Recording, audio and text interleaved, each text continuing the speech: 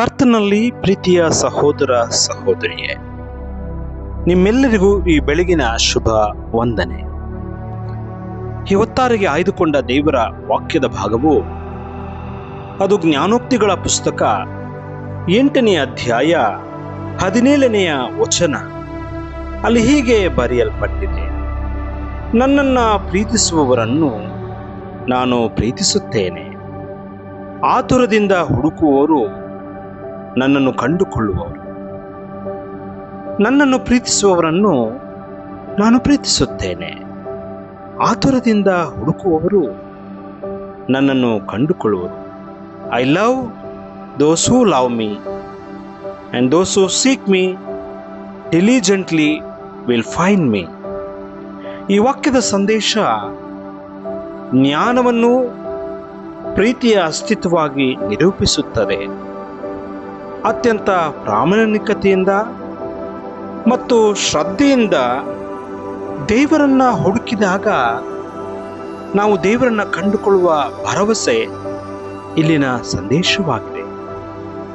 ದೇವರ ಮಾತು ಹೀಗಿದೆ: ಮೊದಲು ದೇವರ ರಾಜ್ಯಕ್ಕಾಗಿಯೂ ನೀತಿಗಾಗಿಯೂ ತವಕ ಪಡಿರಿ, ಇವುಗಳ ಕೂಡ ಅವೆಲ್ಲವೂ ನಿಮಗೆ ದೊರಕುವು.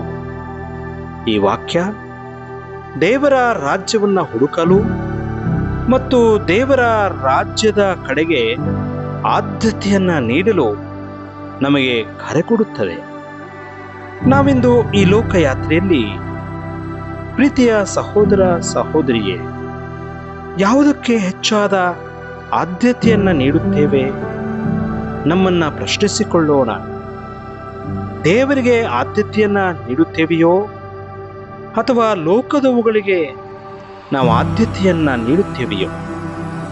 ನಮ್ಮ ಜೀವನದಲ್ಲಿ ಕೆಲವೊಮ್ಮೆ ದೇವರಿಗೆ ಪ್ರಾಶಸ್ತ್ಯ ನೀಡಲು ಈ ಲೋಕದ ಹಾಗೂ ಹೋಗುಗಳಿಗೆ ಹೆಚ್ಚಾದಂಥ ರೀತಿಯಲ್ಲಿ ಚಿಂತಿಸುತ್ತೇವೆ, ಆದ್ಯತೆಯನ್ನು ಕೊಡ್ತೇವೆ, ಪ್ರಾಶಸ್ತ್ಯವನ್ನು ಕೊಡ್ತೇವೆ. ದೇವರ ರಾಜ್ಯದ ಕುರಿತಾದ ಆಲೋಚನೆಗಳಿಗೆ ನಮ್ಮ ಮನಸ್ಸಿನಾಗಲಿ ಹೃದಯದಲ್ಲಾಗಲಿ ಎಡೆ ಮಾಡಿಕೊಡುವುದಿಲ್ಲ.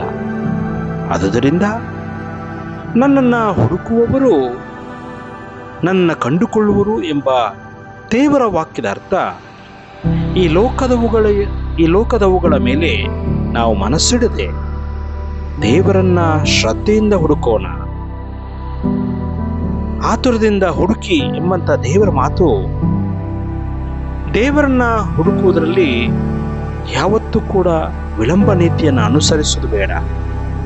ನಾವು ಯಾವಾಗ ದೇವರನ್ನ ಹುಡುಕುತ್ತೇವೆ ಅಂದರೆ ಕಷ್ಟಕಾಲಗಳು ಬಂದಾಗ, ಅಪಾಯಗಳು ನಮ್ಮನ್ನು ಮುತ್ತಿಕೊಂಡಾಗ, ಅಸೌಖ್ಯದಲ್ಲಿ ನಾವು ಬಿದ್ದು ಹೋದಾಗ, ದಾರಿ ಕಾಣದ ಪರಿಸ್ಥಿತಿಗಳು ಎದುರಾದಾಗ ನಾವು ದೇವರನ್ನ ಹುಡುಕುತ್ತೇವೆ. ಪ್ರೀತಿಯ ದೇವ ಜನರೇ, ಪ್ರತಿಯೊಂದು ಸಂದರ್ಭದಲ್ಲಿ ಕೂಡ ನಾವು ದೇವರನ್ನ ಹುಡುಕುವವರಾಗಿರೋಣ.